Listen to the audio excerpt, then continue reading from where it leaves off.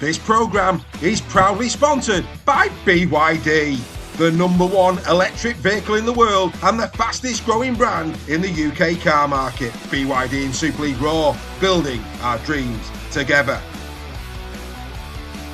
And the home of Super League Raw, the Bluebell in Warrington. Make this your pre- and post-game destination for the best food and drink in town.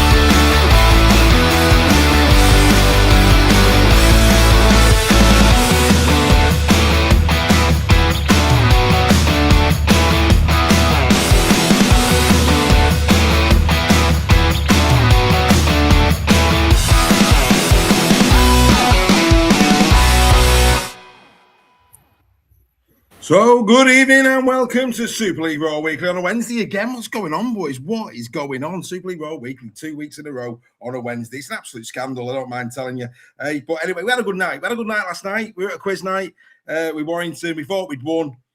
We hadn't won. Thanks very much to Warrington Wolves squad builder for that. Great. What would you say? Embarrassment of having to take the trophy back after it had been presented? Did you?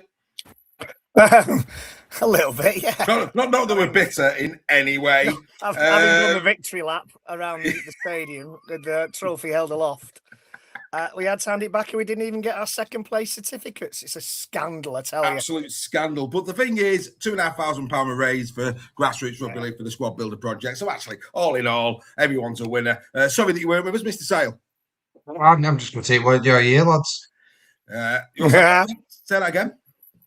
So just gutted it wasn't your year. It wasn't our year. No, it wasn't. But anyway, here we are, Super League Raw Weekly. Great to be back again. If we're at Coronation Street and Greg and our staff, we're in a cabin. Want to be Rita, want to be Mavis. It's great to have them with us this evening. As always, I'll let you decide who is who. In the chat, Nigel Wood is with us. John O's with us. Nigel, I've already said Nigel Bennett is with us. Keith Lambert. Hello, Keith. Hope you're well, mate. Hope you're well. Big weekend ahead. Big weekend ahead. Magic weekend, of course. We do have some spaces left on the bus. Anybody who wants to do it's Super League Raw style, who live around the Warrington area, we've got a bus going from the Bluebell. 35 notes. You get a full English breakfast. You get a bottle of Heineken to go with that. You get private transfer to and from the ground. And also there's a band on in the Bluebell when we get back to Warrington. Anybody who fancies that, then drop us a message at info@superleagueraw.com. That's info@superleagueraw.com. When they're gone, as they say. When they're gone, they are gone. Right, we've got loads to get through, as we always do here on Super League Raw Weekly. Make sure you use the chat. But let's get straight to it. Here we go. Banging or hanging? Yeah, let's get straight into a bit of hanging and banging. Let's go round the grounds, boys. Let's go round the ground. Let's start with Bradford. And Greg, first of all, great to hear that Will Gardner is on the mend. Yeah. You don't like seeing any injuries to players. As we've always said, we want the best teams out there, the best players out there. So, yeah. Good news. Good news. Very good news. Banging indeed. We wish him well and a speedy recovery. Odd to see how that one played out, but it had to play out. The game had to finish. A lot of people saying, did it have to? It did have to finish. And I thought, it's a weird one. It's a weird one, isn't it? If you watch amateur sports, sometimes they'll call the game early. Yeah. What? Nothing. Nothing. The game had to finish. It did. It had to finish. But no, happy days. And staying at Bradford Bulls, Steph, rumour has it could be the destination for Mark Sneyd in 2027. Is that banging or hanging from a Bradford perspective, sir? It could be. They need an organiser, and obviously halves have been a bit injury prone, haven't they, for Bradford this year? So someone of Mark's experience could be, along with other recruitment as well at Bradford, that could be a key recruitment for them. So banging for Bradford, definitely. Yeah, I agree. Let's get into this one. This is an interesting one, gents. How true this is, I don't know. I've been told on the fly this one. Tyrrell Sloan of St George, rumoured to be going to the Castleford Tigers on a 2-year deal. Now, this could be massive for Castleford Tigers.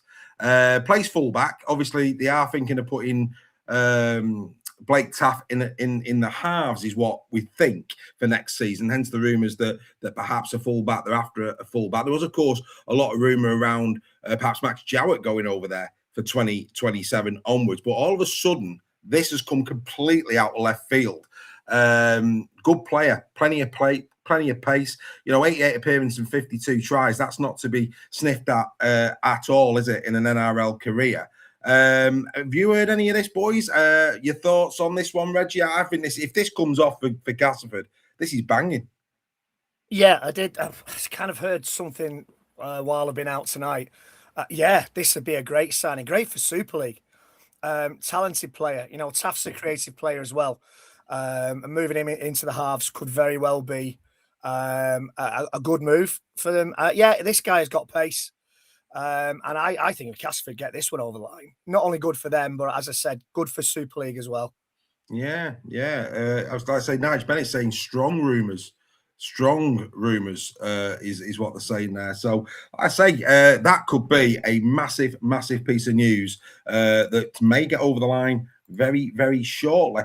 Staying with one that has been formally announced. I've actually downloaded that one. No, I've not. That's a bit of a shame. So while I'm doing that in the background, we'll move on to the next thing. That's a bit of a poor show, if you don't mind me saying, David. Let's go to Huddersfield Giants. Steph, Huddersfield Giants. George King getting a testimonial for 2027. I would say that's richly deserved.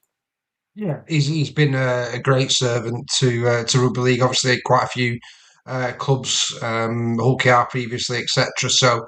But no, what a great servant he's been to the game, and we always want to see players rewarded when they've put longevity into the game and been decent players. So yeah, really good for him. Going back to Catalans Dragons, this one has been confirmed. Tyson Gamble coming in from 27 to replace Toby Sexton, Greg.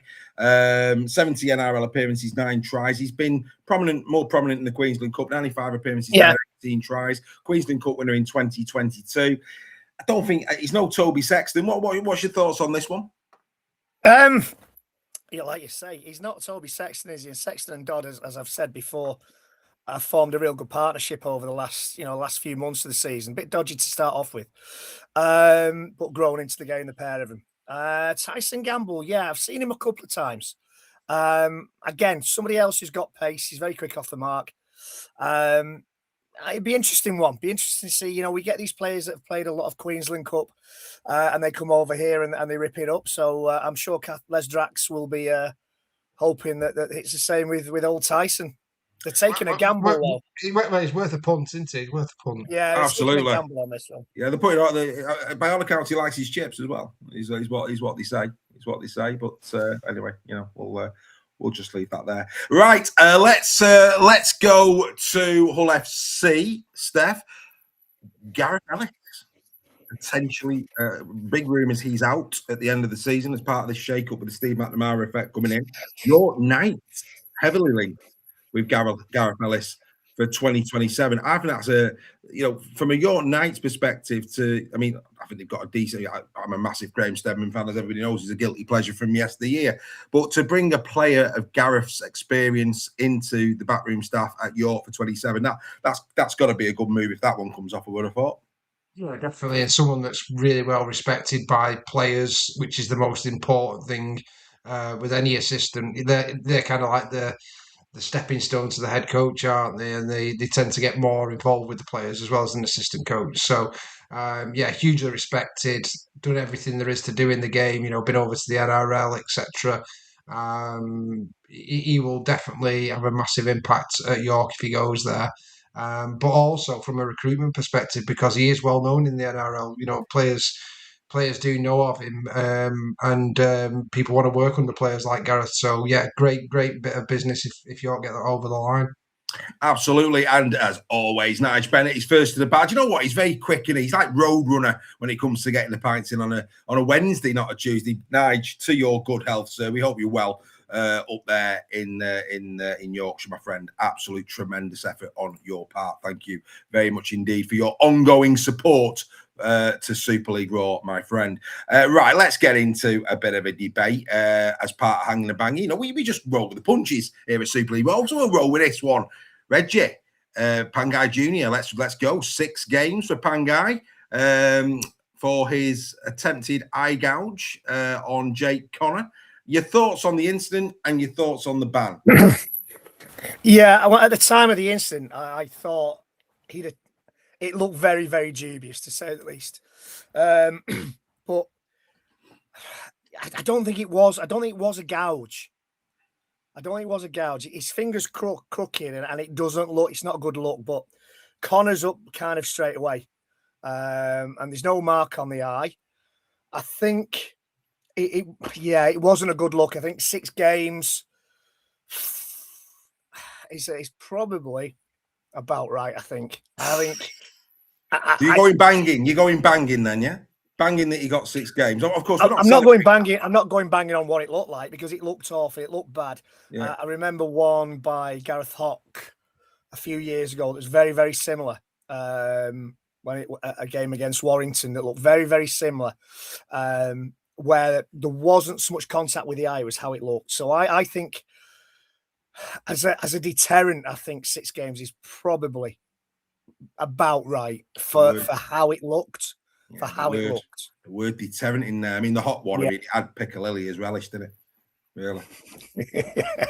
Anyway, but actually, but do you know what? Me and Steph had a chat about this, and I found what Steph had to say was very, very good. Hopefully, you can recall what he said. But as somebody who has had his eye gouged in a game of rugby, would you like to tell the people watching what your take was on this in terms of what happened on the field? Yeah, I mean, I completely agree with Reggie. It didn't look good at all what Pangai did. But if you watch the video back, it is literally a split second. If you in rugby union, you tend to get eye gauges a bit more. It's a bit more common. But it was a bit more sustained as well in terms of it's more 2 or 3 seconds of actually pressing on the eye socket and stuff like that. I think Pangai Jr. just grabbed at his face, and it's made it look like an eye gouge rather than what it was. If you have ever been gouged in the face, your eye starts streaming. You can't see for 4 or 5 minutes because of it. Your eye closes. That Connor got up after a minute and kicked a penalty, for God's sake. So, but I agree, he should have been banned. But if we're knocking out 6 games bans for potential, but then only giving 3 game bans for deliberate cannonball tackles, then that could end, players' careers with ACLs and etc. I just think it's not good. If it was a sustained deliberate eye gouge and could be proven intent kind of thing, which is always the hardest thing to prove. Then absolutely, but for me, it was I think there's a lot worse. Chicken wing tackle by Bentley is another example we spoke about, Dave. Yeah, where he could have broken the player's arm and got 1 game for that. That to me, you've got to take into account the severity. And I know people don't like saying you've got to look at how injured the player is. But for me, you have, because that just shows the amount of force and whatever's been in that player. And there is, with any, a disciplinary is like a court case, and there is always mitigation and stuff that has to be factored in. And I think people putting red card, I wouldn't disagree. I think it was probably, and that's another argument in terms of what's the video ref got to see more than what the match review panel got to see. I think it should have been a red card. It was a grubby thing for him to do. And then you could probably say the red card would have been sufficient because there was no injury to Connor. Yeah, I mean, Steve in the chat saying in red card there, Carol, who was very passionate on Ladies Tackle Talk in terms of her take on Pangai Junior. If you've not listened to that, I'll tell you, you could almost see it seeping out your speakers. It's that passionate what Carol had to say. You could have fried an egg on it. Absolutely, yeah. Get the bacon out. Let's go the full hog. But yeah, absolutely, yeah. Carol not very happy with regards to that. And Nigel Bennett saying no need for him to do what he did, and he's right. There is no need. And I think your point there around intent. That's it. I think Greg's right in terms of laying a marker down, whether it was intended or not. It's not a good look, and we're not having it in our game, and we're going to scratch it out pretty quick. But I agree with Steph. If you're going to look, only Pangai Junior knows if he intended to gouge the eye. He certainly didn't gouge the eye, as Steph has eloquently put, in terms of Connor wouldn't have been able to take the kick. So we know that he hasn't done it. Was there intent to do it? That's another question. It's very, very difficult to prove. And when you've got something like the Bentley one a few weeks ago, where, to be fair, it's a bit more clear cut.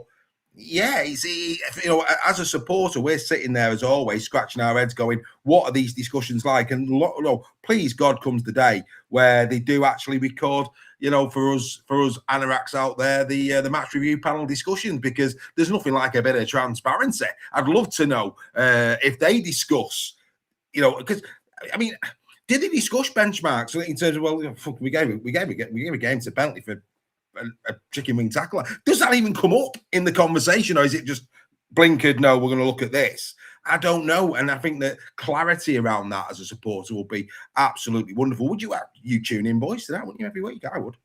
Well, yeah, certainly watch that.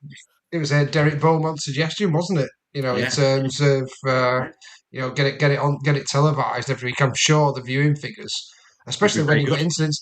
I mean, the thing is with this as well, with the Pangai Junior, there's no right or wrong. It's opinion. Opinion. What I think is completely different from what other people think, and that's absolutely fine. We're all allowed to have different opinions on what we think. But the good thing, if it was aired, it would be must-see TV. For some weeks, it'd be absolutely boring, but for some weeks, it'd be absolutely fascinating as well, wouldn't it? And it all adds to a bit of drama. But also, it shows a bit of what's the word? Openness. There's no hiding, is there? Everyone knows what they're saying, so it'd be interesting to see. Because the thing is, it is made up of ex-players, isn't it? Now the match review panel, and things like that. So, I would be fascinated to find out what they thought of that incident and why they came to that decision to give 6 games when they don't think trying to break someone's arm deliberately is worth more than that. And you could argue the Aspiro Bichet tackle on Lindop. Well, you could argue. We could throw loads, couldn't we? I mean, Junior in December drops a player. Could have put a player in a wheelchair with that tackle and got nothing. And we're banning people for 6 games when they're not even injured. Absolutely. There you go, folks. You see, there you jolly well go. Let's not get colours on. We're talking Bentley Warrington, we're talking Wigan, we're talking every team under the sun. They've all been guilty of it. What we want is consistency. That's what we want. Yes, we want our best players on the field, but equally, when these things happen, the right and appropriate action should be taken. Rebecca Frey in the chat. She's gone to the bar now. Good to see you last night, Rebecca. Rebecca, absolutely loving it. All I would say is the earth moved when Ben Curry walked in the room. It moved. Even I felt the shudder. It was that the chairs were going that much. But Rebecca had a wonderful night, and that's all that matters, is what I would say with regards to that. And I'm looking forward to her company at the weekend. But yeah, look, just bringing this to a close, in a sport that have been, how many firsts have we achieved as a sport over the years? To actually broadcast a match review panel would again be absolute groundbreaking in sport, and what an opportunity to get people talking. I mean, if that doesn't make Sky Sports News, I don't know what would, in terms of as a story, the transparency. Incredible stuff. Reggie, you look like you want to say something, or do you need to go to the toilet, mate? What's up? I'm all right. No, I'm fine. He's bouncing around. Have you seen him? He's like, I've never seen you move so much, mate. You okay? I'm happy. I'm just that's good. life. All right. I think the interesting. Going back to what Steph was saying about the chicken wing tackle and stuff like that, I think a lot of the times it's what it looks like because, or the speed at which the game has gone. The Bentley thing was you could argue he was in the action of tackling or whatever. You could argue. I'm not saying it's right. We could argue that in the motion of tackling, he's done that and whatever. With the Connor one, the Pangai Junior one, it kind of the action had stopped and he comes in again for a kind of second attempt when almost the tackle's been complete and it's not in the act of making the tackle. So there's all there's all kind of things you've got to take. Was it a chicken leg? Was it a chicken leg? Who's to say? Could have been a chicken leg. Junior in Sember might have just been trying to send Bill Leyland to Australia for his holidays. And we don't know. We don't know, do we? There's all ifs and buts. That's what we'll say. But in the spirit of Flo, let's move on. Who's Flo? I don't know, but hopefully she's watching. If you are, good evening to Flo. Right, let's go to the Leeds Rhinos. Let's go to Leeds Rhinos, Reggie. Callum Watkins. All right, go on. Callum Watkins could be going round again for 2027. Now, as much as for me personally, there's a lot of people saying Callum Watkins for England, not for me personally. There's better players that could be going that are in the pomp of their career and got more petrol in the legs. But in terms of for Leeds Rhinos 27, for me, that's a banger. Your thoughts? Yeah, it's consistency, isn't it? It's an old head in a dressing room where they're going to be bringing youngsters through and bringing new players in. He's he's kind of that bit of stability that they'll need next season. Probably maybe even looking to kind of integrate him into more the coaching side of things as well. So yeah, I think that's a banging deal all round. Keeps him in a shirt for 12 months, and he's there when needed, if needed, to add that experience and to bring some of the younger players through with him. I think it's a great idea. Yeah, I think at the moment his form he's deserving of a 2027. Yeah. In the interest of having somebody, Keith Lambert in the chat asking a question. Go on then, Keith. We'll fire it on the screen for Steph. What were your thoughts on a leg tackle on Lewis? Was Lewis playing? I thought they rested Lewis at the weekend. Was Lewis playing in that game? Oh, all the Robins fans are getting a bit shirty now, aren't they? Only joking. Steph, answer the question. What was your thoughts on Oledzki's tackle on Lewis? Keeps asking. Did that go to RP? Did he get? Not that I saw. No, I don't think there was much in it. It doesn't even ring a bell that much. I remember the tackle, and I don't recall anything. Especially as a neutral, you kind of get a bit of more of a perspective, don't you? When it's not your team involved, you can kind of gauge it a little bit better. You've not got the emotion. I don't recall being. No, it wasn't cited. It wasn't cited. No. And I think the other one, just in the chat, sorry, Dave, not to distract. Go for it. Do the coaches get to listen to the match review panel? Yes, they do.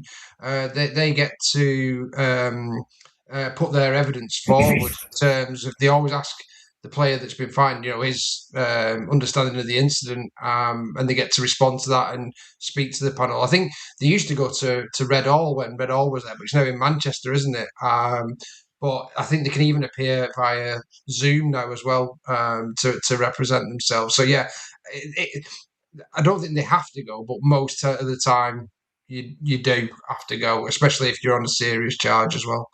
Yeah, outstanding. Keep them coming. We'll try and get as many of these answers in as we go through the show. Lots to get through, as we say. So we move on. And we move on to the Leopards. Let's change the graphic, shall we? Because there's the question. Is Leigh Leopards come back on? Well, with Lazarus in the side, who's to say it's not? Did you see what I did there? Outstanding stuff. He's there. He's a big unit. The boy, that's how he looks. Oh, yes. Bit on the mean side, isn't it? Go on then, Steph. How overjoyed are you that not only is he here, but Adrian Lammy's saying more may follow him this season?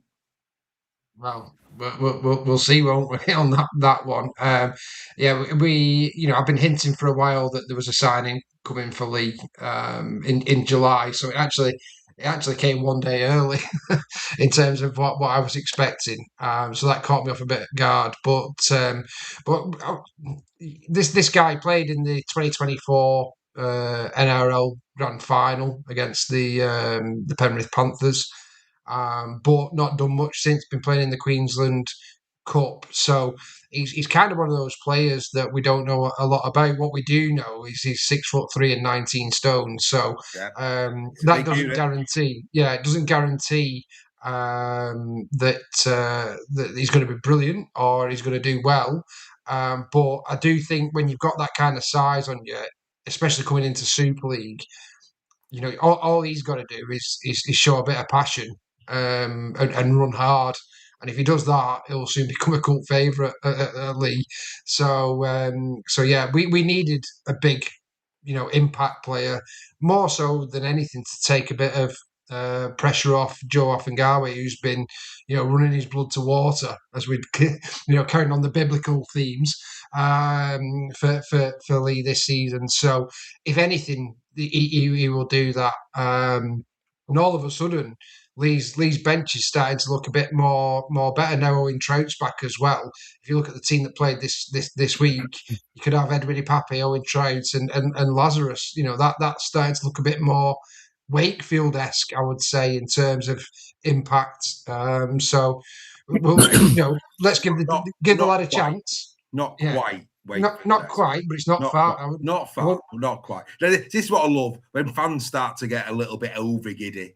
Not quite, but I know where you go with it. I'll tell you what though, he's had about 90 over. I think he's had over 90 appearances in the Queen's Cup, maybe 80 some appearances in the Queensland Cup. So he's played quite a lot of games in the second tier. And what we do know, Greg, about Leigh is that, you know, you've only got to look at the track record with Offengawi, with Tom and Moan. You know, when it comes to forward units, I say they haven't got many wrong. I said to Steph, you know, Penne, who was the other one, Steph, that ended up that kept coming out? Titavaki, that was it. I was never sold on well, certainly not on Titavaki.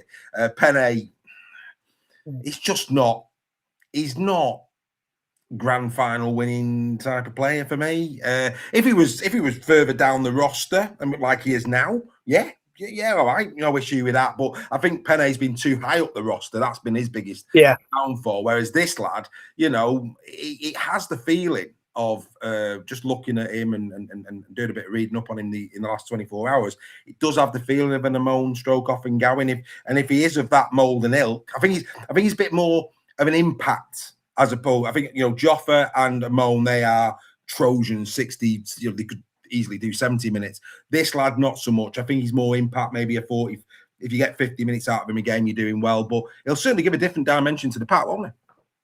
Well, he'll bring a bit of size with him, yeah. And, you know, you like you say, Dave, I mean, you probably said all I was going to say anyway there, but you've got to praise Leigh's recruitment. 85 to 90% of the time, they get it right, especially in the forwards, as you've said. You know, he'll bring Leigh's playoff hopes back from the dead. I'd be more impressive if he'd go turn water to wine rather than blood to water. But, you know, I think he's... He's not the Messiah, mate. He's not the Messiah. Come on, he's Lazarus. He's Lazarus. He's the beneficiary. He's not the Messiah, mate. Come on. No, he's just a very naughty boy. Very naughty. Yes, there's Mr. Byrne. Good evening, sir. Mate, hey, we know that Mr. Byrne likes his rugby league. Mr. Prime Minister, hope you well. Yes, carry on. Yes. So let's wait and see. Steph said, let's wait and see. He's certainly going to bring a lot of size off the bench if he is going to be used as interchange. I just hope he's not playing this weekend. He's not got his visa. So we've dodged one there, is what I would say. Right, let's get back to it. But let's have another debate. What's this nonsense with St Helens? Let's bring this one out. So last week we're talking Harry Robertson. You know, a little cheeky bid goes in for Harry Robertson from Saints. Happy days. And then Saints decide they're going to spit the dummy out and report Wakefield to the Rugby Football League because that bid came in from a third party. Nobody's denying that the bid happened. Nobody's denying that the bid was rejected. But Saints are disappointed that I think it came by the agent and not directly from Wakefield. Banging a hanging, Steph. The thing is, without agents reporting stuff, then as fans, you know, part of the thing of being a fan is all the gossip, isn't it? That you do get. So it is part of the game, and that's not just rugby league, that's sport in general, isn't it? As long as the club hasn't tapped up a player that's contracted, and it's a non-story, isn't it? If that's not happened, if they've not gone directly to Robertson and they've played by the rules, it's just hearsay and tittle tattle, isn't it? And paper talk. So, which we can't complain about, because that's what gets us talking, and gets us excited, and that kind of thing. So it's just more drama, which is a good thing, isn't it? We like the clubs coming out and having a fallout publicly and that kind of thing. It all adds to the emotion of sport. And right on Smoke cue, and mirrors, our St Helens fan, Ron Volstag. Good evening, barkeeper. £3 for these fine chaps and a bag of nuts for Nige. Nothing like that. I hope they're dry roasted, sir. But up the Super League Royal family. Look, I'll tell you, right. There's talk that Saints are strapped for cash. Right. Let's get a bit of skullduggery going, shall we? Just for a laugh. Saints are strapped for cash, so we're led to believe. Reggie, how true that is. Mm-hmm. Darryl Powell, in his press conference last week, hinted that this might not be the last that they hear of Wakefield going for Mr. Robertson. We know that Mr. Ellis has got 360 million quid burning a hole in his pocket. So here's a notion for you. If he was to turn round to St Helens and say, here's £1 million transfer fee for Harry Robertson, they would drive him to Wakefield themselves. They'd pack his bags and they drive into Wakefield themselves. This is all smoke and mirrors, Dave. Like can I just before you carry on? But Saints have come out and said, and this is interesting. No way. Now, if that bid came in, it'd be interesting to know what Volstagg thinks and other St Helens fans thinks. If a big bid like that come in, £1.5 million, would they want Saints to turn that down? No, or would they want? No, at the end of the day, it's Harry Robertson, great player, but hey, off you go. What can you do with £1.5 million? Yeah, there comes a point where the coaching staff and whoever and the manager turn round are kind of outvoted by the money men at the club. There comes a point at which the clubs say, no, we can't refuse this offer. They offer £1 million, £1.5 million for a player. Any club will snap their hands off. And this is all part of the game, as Steph is saying. Saints are making it look like they are doing their best to keep him at the club, where they are also a little bit hoping that Wakefield will come back with a tastier offer for the player. And it's playing this game. It happens in sports, Steph says, all the time.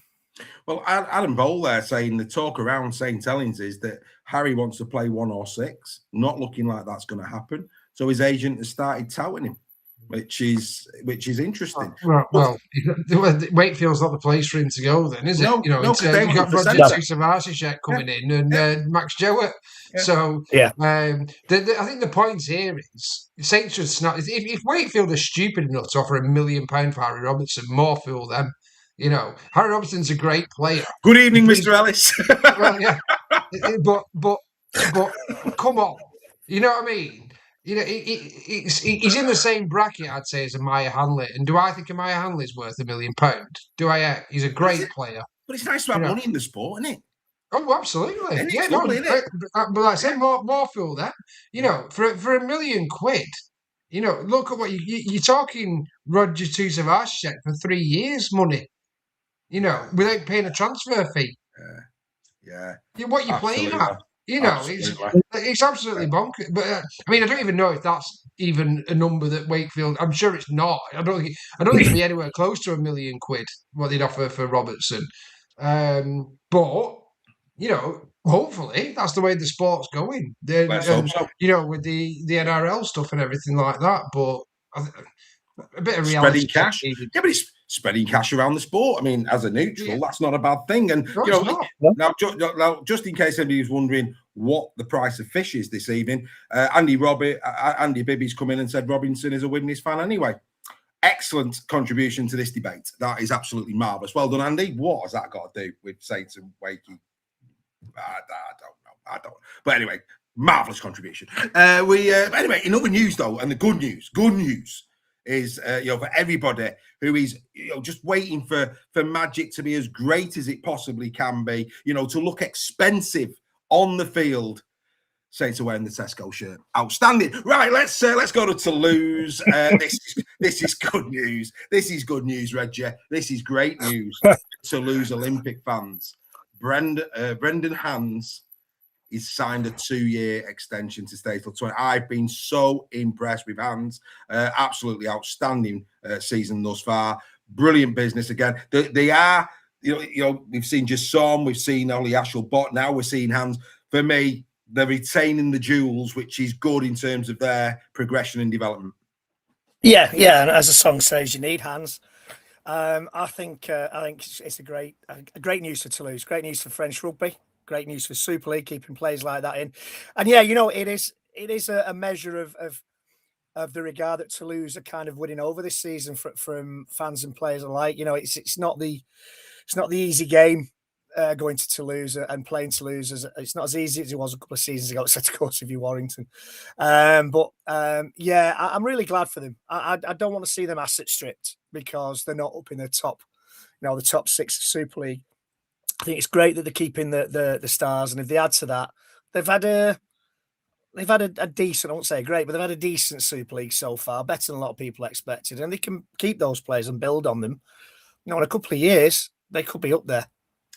I think that's exceptional business. Very well done. Craig Forth in the chat. Good evening, Forthy. Looking forward to your company at the weekend as well. If Robertson wants to play 1 or 6, then where would he be best going to? That's an interesting question. I'll tell you what. I mean, fair play to Leeds in terms of the backing the youngster. But we've Brodie Croft leaving. Mm-hmm. He's not a 6. But if he wants to play 6, I mean, this is the thing. I mean, I see him more as a 1 personally. He's not going to go as a 6 to a top side, is it? No. As a 6, you've got to be proven at a 6 to go to a top side as a 6. You can't get 6 at St Helens, so he's got no chance at least. Yeah, exactly. Dave, I want to play in goal for Man United. It's never going to happen, is it? You know what I mean? So no.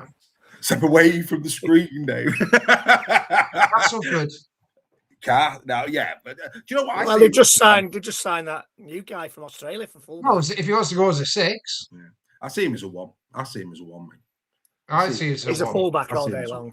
I see him as a 1. Yeah, that's where I see him. But anyway, there you go. And the problem is, this is the problem, isn't it? In terms of 1s, we're blessed. We're blessed. I mean, he's not going to go and play for Huddersfield, is he? No. I mean, and don't get me wrong, I wouldn't want him to anyway because Flanagan's there. So you look at it really, and Oli Ashelbot. There's an argument Catalan with Staines moving on. There's an argument Catalan. Well, that's a good shout. That's a good shout. That's a very good shout. Catalan. That's probably the most obvious, I would say. Great question, that Craig. Great question, mate. Yeah, I think the Catalan did the one where the hard grounded suit Robertson. Yeah, absolutely. Yes, right. Let's get to Warrington. Fewless out 6 weeks. Lindop out best part of 6 weeks. Geordie Crowther's also added to that list. They've already got the likes of Toff Sipley on the sidelines, etc. It's fair to say, Greg, that Warrington at this moment in time are doing it tough. They are having their moment. Saints have had their moment. Wigan have had theirs. Leigh have had it comes around, it goes around. But at this moment in time, Warrington, Mr. Sales probably quite happy that they're playing Warrington at Magic, I have to say. That said, he won't take it for granted, I know, but it's a good time to be playing Warrington. There's no question about that. Your thoughts, mate, on the injury crisis that's hit Warrington? Yeah, they've been quite lucky early doors in the season, Warrington. A few niggles here and there. They were getting players back. Then all of a sudden you get Zach Gardner, whose season's over after a couple of minutes on the pitch. Aaron Lindop after a game and a bit back. Probably will be the back end of the season before we see him again. Kai Taylor-Ray has been a consistent injury throughout. Josh Thewlis has been our most consistent, him and Ben Curry, our most consistent player, most dependable player all season. Josh Thewlis, he'll be a big miss. We've lost Luke Yates. We've lost George Williams. And, we've done well bringing you through so far this season, and they haven't made a lot of mistakes. No. But I think that there's going to come a time when that might start to take its toll. Webster might be playing at fullback. We'll get to Magic. Yeah, but I was going to say, he has been quite solid when he's been called on to play for Warrington, and hasn't put a foot. I think he dropped one ball late in a game, the last game he played in. That's probably the only mistake he's made, which for a young kid coming into Super League team is fantastic. Yeah, is this the same Greg is this the same Greg who didn't forgive Kai Taylor for dropping the ball in the pre-season friendly? Yeah, because it's a pre-season friendly. You don't drop balls in pre-season friendly. What a gem! Absolute gem. There's no pressure on. There's no pressure on. Oh, shocking! Friendly. That's shocking. Anyway, let's move. I'm joking, Mr. Ray, if you're listening. Yeah, let's move on. We'll go. Yeah, it's tough times, mate. Tough times for us at the minute. It is tough times. Steph, let's go to Wigan. Also, Wigan, you Saints fans out there, would it be interesting? Wouldn't it be interesting if Wigan loaned some players in for this week? Nah, I don't think they're going to do that. I don't think they're going to do that. But no, Farrell out for 2 weeks. Thompson 6 weeks. Hodkinson, this one under radar, fractured skull against KR. FC. Wow, didn't see that one, and that came out of left field. As to did Bevan French, out for 4 weeks with his other hamstring. Steph, at what point is the salary cap wasted on Bevan French? I didn't know we were going to go there tonight. He's been missing for most of the season. He's going to be out for another 4 weeks. They've got Jack Farriman, who, let's be fair, Lance Tug Trophy winner for me, who deserves it. And to be fair to Matt Pete, he's left Farriman in and brought Bevan in off the bench. But the bottom line is, let's have a real honest debate about it. This isn't about shooting on Wigan. It's just an honest debate. At what point do Wigan need to look at it and go, Bevan, mate, unless you can give us 25 games a season, mate, we cannot justify all this cap spend. I mean, I know they have to pay him out, and that in itself would cost them too much. So let's just have that rounded debate. At what point is Bevan French a problem in terms of the money that he's costing them for the games played? No, it's a good. I've got a feeling this may be one that gets done into a short for Facebook and gets a lot of views. You are right. The thing is, you've got a player there that's on, rumoured to be north of £400,000 a year as a marquee player. It's a hell of a lot of money, but only counts as 150 on the cap. Don't forget. So I know. Yeah, I've just read that. Oh, you've got to read it out. You've got to read it out. Comedy gold, rolled stag, Saints fan, Frenchie's hamstrings are more like cheese strings. Great line that from Rolled Stag. Well done. Keep him coming. Oh, carry on, Mr. Sale. Carry on. Yeah, but he can still win a grand final on cheese strings, can't he? So I think that'd be his polite comeback to that one. I think. But hang on. Why you've gone there in the interest of debate? Before the Challenge Cup final, that would be where people go. But Jack Farriman showed he can win a final for Wigan, so that's made it even more diluted, hasn't it? Oh yeah, absolutely. And when you've got someone, when we talk about, your marquee counting as only 150, Jack Farriman only counts as 50,000. I think regardless of what you pay him, I think it's a massive dilemma for Wigan.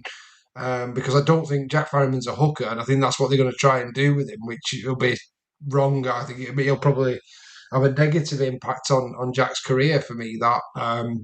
But it's a bit for me like the John Asiata situation at Leigh, where you've got somebody who's on very good money, but the medical, the history is all alluding to, things aren't going right in the right direction here for this player, and that's where you've got to trust your medical staff and put a lot of faith in them to say what you should do. And if the medical team at Wigan say, if he can have an operation in the off season, or that will make it right again, then obviously continue with that.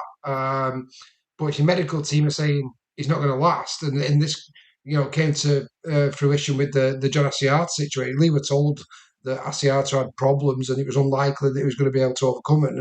And Hull FC are sat there with 230,000 a season, sat in the in the stands.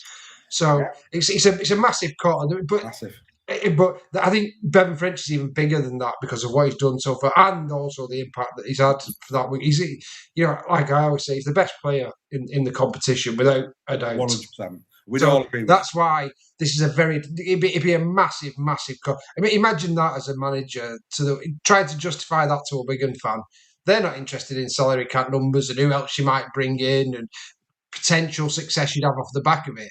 They just see losing one of the best players in the competition, and that for me, I think that's too big of a thing for any Wigan chairman, CEO, or head coach to justify. Yeah, look, I mean, we'd all agree. Bevan French is box office, absolute. But I do think, and if that's not being discussed in pubs up and down Pyland before a game, then what are you talking about, before a game? I mean, I'd be talking about it. And I'm not saying that Bevan French should be shown or not at all, but it is a debate. I mean, it is. And I think the performance that Jack put in at Wembley makes it even more a debate. So it's a real interesting one. But that said, I mean, look, can I just say to Stevie Rudge, Steve, right, look, when you're reading articles, you really need to read them very slowly. So Steve Rudge in the chat, I heard Wigan are looking at Mason Leno. No, what they're doing is that they're going to get, they've contacted a mason because they're thinking of doing a little bit of like a fan wall outside the brick, and it's lino for the kitchens. That's what they're looking at. So the two need to just be split apart. They're not looking at Mason Leno. They're looking at masons to do some work on the brickwork, and they're looking at some lino for the kitchen. Put the cider down, Steve. Unbelievable. That's a shocker, that. Dearie me. Wow. That is a belter, that. That's a belter. Anyway, Greg, in other news, York Knights. Did you find Cody Hunter's ribs on your barbecue this weekend? I mean, Rallame, sake. Oh, what's Cody Hunter doing running at Rallame? Oh, what a peach of a tackle that was. Come here, get that into your son. Talk about tenderising. I mean, that'd have been juicy. Beautiful on the barbecue at the weekend. I rattled. Yeah. That was the hit of the weekend. It was the hit of the weekend. I certainly was. It was yeah, there's not a lot more I can add to that, Dave. I think parts of him flew past my front window. Yeah. But interesting, just going back to that French debate, just briefly. I know we're moving on. Well, clearly not. Carry on. But he's 31. I know you're always trying to move me on. He's 31. Yeah, he'll be 31 next season. Yeah. Bevan French. Yeah. And you're right. Jack Farrimond is not going to hang around or be put at hooker for too long. And I think you ask a great question, Dave. I thought maybe Jay Field would be the first to be moved on, and maybe put French to fullback and have Farrimond in there. But you're right, and it's a great question. When does his value on the pitch become outweighed by his value sat in the stands? It's a great question. That's who Wakey should be chucking £1 million at. Wakey need a halfback more than they need a centre. If they're gonna throw stupid money at any player, they should be throwing it at Jack Farrimond because they've got a chance of getting him as well. Well, there you go. You heard it here first. What a lovely debate that was. Before we discuss our highlights of round number 16, and I'm sure there was a few, should we go and see what the little man's got to ask us this week? There we go. What would Oliver say is proudly sponsored by South Coast Lane Carpets. From shag pile to vinyl, nylon to wool, you are guaranteed to find the right fit for your home. Contact them today and tell them Oliver sent you.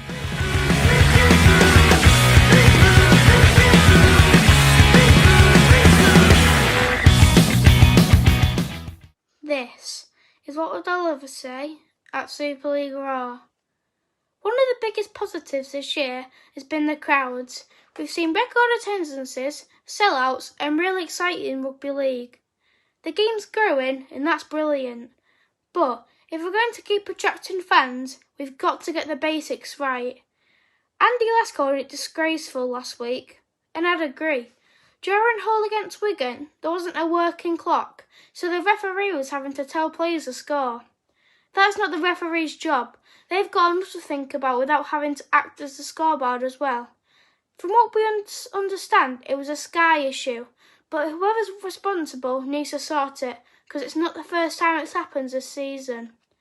The game on the pitch is getting better every week. Now the presentation of it needs to keep up. What do you think, Super League Raw?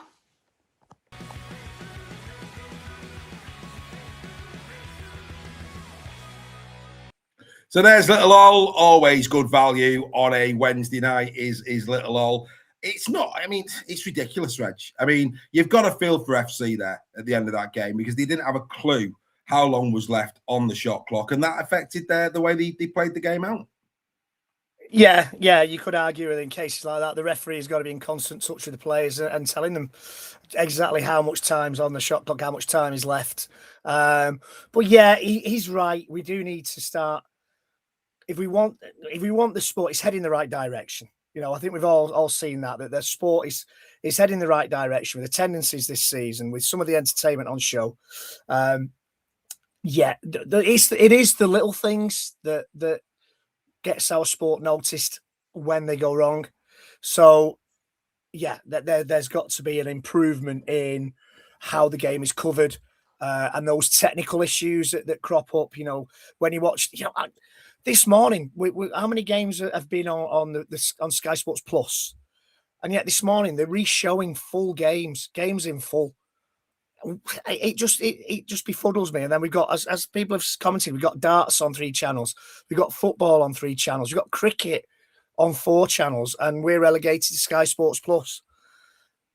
You know, we've been spoiled a little bit by the couple of seasons where we did get every single game live, so it's not impossible to do. So why can't it be done? And that's another one of those things that I think that, you know, the exposure the sports get, as well as getting those technical things right, that has got to be right as well. And the right TV deal has got to be negotiated as far as I'm concerned. Well, that's probably coming, isn't it? I have to say, Ollie was rocking the Cronulla Shark shirt, as you are the Brisbane Broncos. That's a lovely shirt. Yeah, the Cronulla Shark. Lovely shirt, that all. Lovely shirt. Bit of culture, a bit of Australian culture on the show. Well done. Oh, but this is a problem, the LSV. I've been at the LSV a few times with you, Steph, where you've had the same problem there, where the shot clock's gone off at the LSV. It's just basics, isn't it? This has to be, and going back to Greg's point, it's because it's, as you keep saying every week, it's not Sky who are producing these +1s, and that's probably why it's technologically a little bit poorer. It comes down to anything. It's like in life in general, you get in what you put out, don't you? And for 2 games a week, we get a full Sky production with 3 vans, catering teams, the whole shebang. And then for 5 others, we get someone sat in a car park with their iPad, you know. And people think I'm joking when I'm saying that. But it's true. That's how they are broadcast. So there's no wonder, you know, we get shot clocks missing and tackle count and timers missing off the screens, and it is outsourced to a third-party company. So that's the problem for the other 5 games. And it's like anything. You can't go and buy Morrison's ice cream and expect Häagen-Dazs. You know what I mean? It's just not going to happen. It comes down to investment and what you put into the sport. We are at the moment a cost cutting exercise to get thinking. But on the other side of that, we've gone from 2 games a week to all 7 being broadcast now. So we've got to be thankful for small mercies in that respect. And we've also got to negotiate for a better deal and show the value of our product. Which I think we are doing and starting to do as well. Things will come, I believe, in that. But it's a 2-way street as well. And we've also got to be thankful as fans. It's very easy to criticise, but we've got to be thankful that we, you know, a game that you wouldn't get to see unless you went and actually travelled to a game, you are actually getting to see now. So the swings and roundabouts really me, but you can't expect, like I say, top end stuff unless we negotiate a top deal. Always preferred slides myself, but anyway, that's another story about what I get to. Actually, I better not say that, dear me. I'll be getting took off the screen if I carried on with that one. We'll leave that there. I prefer slides. Anyway, that's by the by. Dear me, what we had? That's rubbish. Ollie, stop talking. We're not talking last night. That's been. It's done. Forget about it. Right. Okay.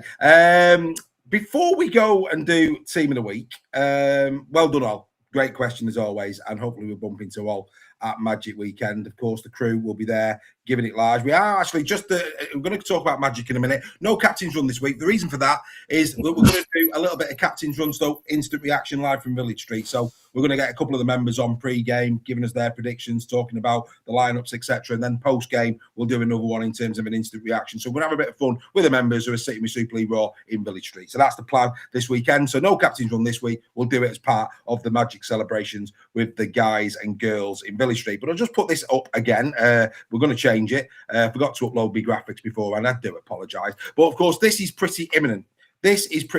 Ian Nolan would appear to be moving to the RFL.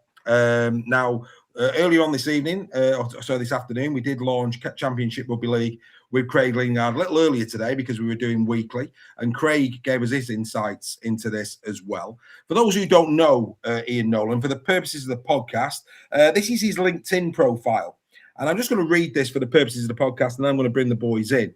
So, Ian, this is how he describes himself: a senior sports executive with a unique blend of experience for launching and scaling ventures to leading complex operations within top-tier sports organisations. My experience has exposed me to elite leagues and clubs across football, cricket, Formula One, rugby, golf and American sports. I also hold a portfolio of investments, board and NED roles at global charities and purpose-driven startups.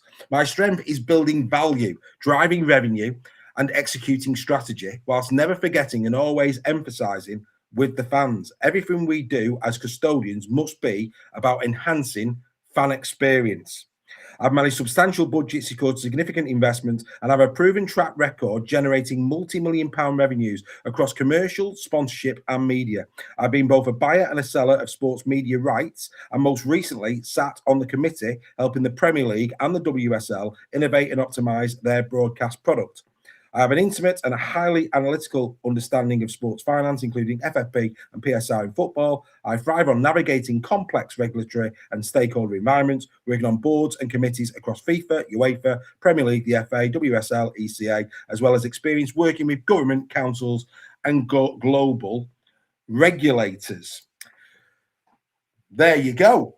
That's Ian Nolan, who is expected to be announced at the Rugby Football League. What did you pull out of that, Steph? Exactly what we need, isn't it? We just talked about investment and getting the sport where it's not on a red button and it is thinking. I'm going to call it out as well. I find it absolutely laughable that people in the chat are saying it's poor broadcasting when they don't even pay for it and they watch it on dodgy streams. I'm just going to call that out for a kick-off. How can we expect investment in the sport when people are robbing Sky and saying it's poor? I think that's pretty hypocritical for a kick-off. But what I would say is this is a guy who's got absolute brilliant pedigree. He's been at the very top of the game, Man United, that kind of level. This is exactly what we need to be negotiating with big TV providers who are going to pay us to produce the best product we can. So for me, I think this is a fabulous move. I think it's a really, really positive step for the sport, especially in such a critical time for the sport as well. Hopefully that will get some people actually paying for subscriptions to TV services. Well, very, very, quite biting that there, Mr. Sale, I have to say. I just don't like hypocrites. And to call, if you're going to call something poor and then not pay for it and steal it, I think that's completely out of order. Ooh, this is getting juicy. Hate mail. Don't come to info@superleague.com. Don't do that. Don't do that. Just don't say anything. Don't have a comment. If you're going to steal it, don't have a comment on it. Whoa, hey, I tell you what, it's a bit hot under the collar there in Leigh, isn't it? Whoa, go on, Steph. Super chat's in. Stevie Rudge getting us a pint. He's not going to be at Magic.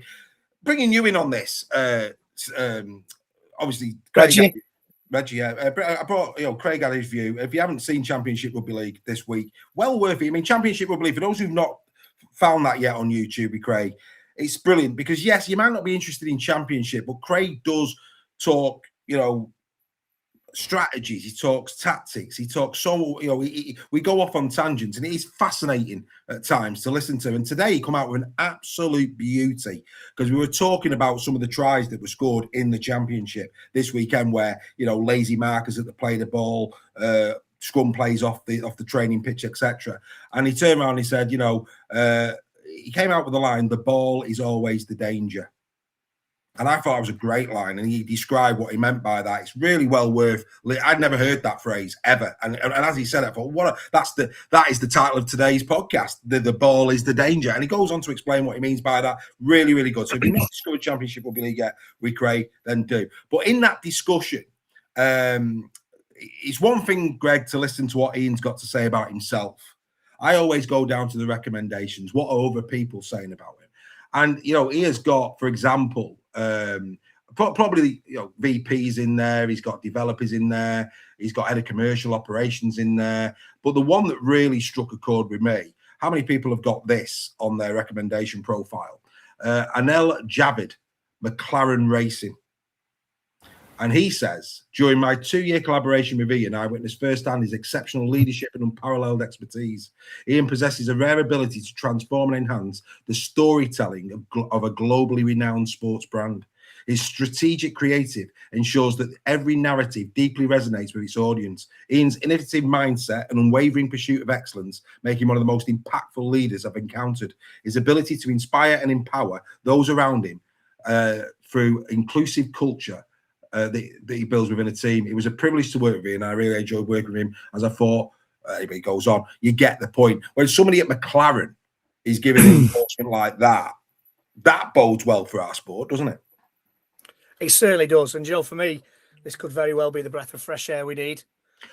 He's come from outside the organisation. He's been at Man United. He oversaw their social media growth for over 7 years. You know, if you're growing a brand like Man United, if you can help grow their social media presence, then you're doing a good job, because you'd think that would be pretty much saturated when you get there in 2018. For me, this can only be a good thing. He's worked at different organisations, some of them not sporting as well. So he's got experience of working in other businesses, which is always good. And I think this is what the sport needs. You know, he's still quite young, and I really do think that this is an appointment which could very well push the sport a lot further. And as I've said, the kick up the backside it needs, as far as I'm concerned. I just felt it was important. It's not been announced yet. Everybody seemingly his name's on the wind. I've got Love Rugby League on. I've just gone onto Love Rugby League, and it says he's been appointed. Well, there you go. As senior executive. As CEO. As CEO. Now, the thing, I get that. Lovely plug for Love Rugby League. We hope we enjoyed that, chaps. You know, in the spirit of giving, by all means. Matthew. Yeah, good evening, Matthew. In the spirit of giving, Matthew, you know, plug Super League Raw as well. Thanks for that, Greg. But yeah, you know, all in the spirit of living, of giving, should I say. For those who are interested, Championship Rugby League, Widnes, you know, they've been going well. They lost last week and they're losing again tonight, 26-0 to I've seen that, yeah. But yeah, it's not on the official Rugby League website. So, like I say, at the moment, it's still speculation. It's still until it's officially announced by the people who are employing him. It's still rumour and speculation. We're not even going to go there. If Andy's got to put if Steve's got to put the side down, Andy, mate, you need to put the beer down. That is shocking. I'm not even going there. I'll just leave the chat to deal with that one. But Ollie's with you. Ollie's with you, Steph. He says that's exactly why he pays for Sky. So he's with you on what you had to say this evening. Right. I just felt it was important tonight, with that name being bandied about. People will be like, well, who's Ian Nolan? You know, I was exactly the same. Who's Ian Nolan? You know, we don't operate in those circles.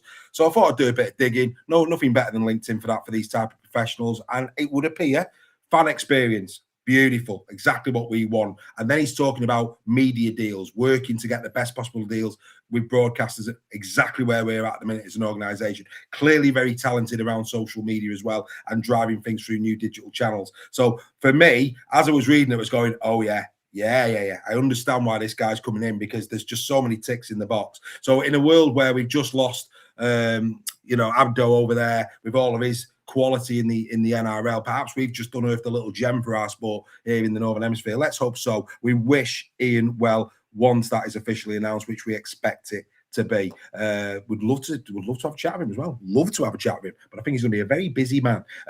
Something tells me in the next few weeks and months. Right, let's bring round 16 to a close. The only way we know how. Let's go team of the week. Here we go. The Super League Raw Team of the Week is proudly sponsored by the Pentagon Motor Group. Visit their website today to find the make and model that you desire at the right price. It's the Super League Raw Team of the Week for round of 16. Here we go again at 1. Jack Wellsby looked like Rocky after climbing those Philadelphia steps. After taking a few knocks this season, he came out swinging against the Bulls, reminding everyone why he's one of Super League's biggest stars. Cue the music. Da-da-da. At 2. Whoa, yes, 1 second the ball was in Oliver Russell's hands. The next, Josh Rourke had pinched it quicker than Indiana Jones stealing an ancient relic. The intercept was pure adventure, and by the time Huddersfield realised what had happened, Rourke was disappearing over the try line. At 3, you know what's coming, and there's still nothing you can do about it. Much like John Wick, Tessie New was on a mission, cutting through defenders with ruthless efficiency and leaving a trail of destruction behind him. Every carry was clinical, every collision won, and by full time, the opposition looked like they've been on the wrong end of a Baba Yaga sequel. When New gets rolling, defending becomes a survival exercise. At 4, smooth, reliable, never flustered, Ash Hanley is the James Bond of Super League. Every week he turns up looking unruffled, completes the mission and walks away without breaking sweat. No flashy gadgets required, just class. At 5, if there ever was a player who lived life a quarter mile at a time, it's Josh Charnley. 4 more tries this week and Ryan Hall is disappearing in the rearview mirror faster than a family saloon trying to keep up with Dom Toretto's Dodge Charger. Charnley is in top gear and right now nobody looked capable of catching him. At 6 is Jake Truman, who was flying at a different altitude this week. Like Maverick, every move was calculated, every decision was fearless, and he made the difficult look effortless. He pulled the strings in attack, picked the perfect lines and guided Wakefield around the park with confidence of a veteran pilot. When Truman is in this form, everyone else is just trying to keep up. At 7, some players follow the script. Jake Connor prefers to rip it up. Like the Joker, he thrives on chaos, keeping defenders guessing with every touch of the ball. KR simply couldn't read him as he bamboozled the Robins with outrageous passes, clever footwork and moments of pure brilliance. You never quite know what Connor is going to do next, and that's exactly what makes him so dangerous. At 8, Hull FC simply said, Herman smash, and smash he did. Every carry looked like Hull charging through city streets, leaving defenders scattered in every direction. Wigan simply couldn't stop the green machine, even if the Hermanator himself isn't green. At 9, need a hooker, Joe Shorrock has got you covered. Need a loose forward, no problem. Like Jason Bourne, he can adapt to any situation without breaking sweat. Playing out of position looks effortless as he defended, distributed and controlled the middle like he'd been wearing the number 9 shirt for years. Some players need a specialist role. Shorrock, he just needs a team sheet. At 10, are you not entertained? Leeds fans certainly were. Michelangelo looked every bit the gladiator, charging into Old KR's park with authority and leaving defenders feeling like they'd just spent an afternoon in the Colosseum. At 11, Huddersfield may have lost, but Asher O'Donnell never stopped fighting. Like Captain America standing alone with everyone else has fallen, he kept leading from the front and gave his teammates something to rally around. At 12, much like Batman, Chris Hankinson doesn't always get the headlines, but he keeps turning up to save the day. Written off by some before the season began, he's quietly become one of the most dependable second rowers in Super League. No superpowers, no force, just consistency, toughness, and another performance that left any critics disappearing into the shadows. And at 13, oh yes, 1 minute he's a loose forward, the next he's somewhere completely different. James Harrison changed position so often for the wire, you'd think he was Mrs. Doubtfire, changing outfits between courses. Wherever he was needed, he was always there. Ooby dearies, he's what I hear you say. Ladies and gentlemen, this is your team of the week for round number 16. So there you go, the team of the week for round number 16. Yeah, go on, Reggie. Yeah, I've got to be honest. I haven't seen. I've seen the highlights, but I didn't watch a lot of games this weekend for various circumstances. But yeah, I mean, I have no issues with it at all. It's Jack Wellsby. It's good to see him back in there. He's had his critics this season. What can you say about Josh Charnley? He's continuing to extend that record. The Leeds players are top of the league. Leeds are top of the players, top of the league for a reason. I'll get that sentence out in a minute. Leeds are top of the league for a reason. Still struggling, but it's good to see I haven't had a drink either. There's a reason why there's so many Leeds players in there as well. I thought Hopewati might have a chance to get in at centre. I thought he had a great game On the wing as well, where he played. Yeah. I thought you and Irwin might have been all right for a shout at fullback as well. He was in at centre, wasn't he? No, mate. No, he was on the wing. Played at centre on Thursday. No, he wasn't. Aaron Lindop and Smith started in centre. Yeah. Commentating on it, but you, Reggie. He was commentating. Yeah, I was. Yeah, but But do you know what? Do you know what? Actually, sometimes you watch it and you think, yeah, he's a lucky lad there, Josh. I think if he had me time again, I think Hopewati goes in for Rourke. I think. Or if you know, like I say, yeah, maybe Hopewati goes in for. You can't go in for Charlie. Charlie 4 tries, just can't go in for Charlie. But yeah, probably Rourke, probably a bit lucky there. That said, though, Rourke scored 2 tries and made 1, so you know, it's all opinions, mate. It was tight. But yeah, Hopewati was very, very good. Very, very good, has to be said. Mr. Sale? I'm going to take Chris Hankinson. Purely because, you know, even Leeds fans wouldn't have expected what they're getting from him at the moment. I think he's been absolutely outstanding for him all season. Fitting really well in that Leeds side as well. Been really consistent, as has Asher O'Donnell as well. Brilliant player, you know, in a team that's not set the world on fire. He's definitely been the standout for Huddersfield this season. So well deserved. Great to see Herman SASA back. I think the whole of Super League, unless you're playing him that week, is delighted. You know, we talked about, you know, Lindop. We're all overjoyed that Lindop's injury is not as bad as what we first feared, but Herman coming off the back of his really bad injury, we were all really pleased to see him doing so well. And how versatile is Joe Shorrocks? You know, what a great signing he's been for St Helens. Not glamorous by any means, but by God, he's doing some work for that club. The amount of ridicule he's getting online is unbelievable. Well, it's crazy. He's been the most, probably in the top 10 consistent players in the league this season for me. Not top 10 performances, but you know, every week an 8 out of 10. You know, he must be right up there in terms of that.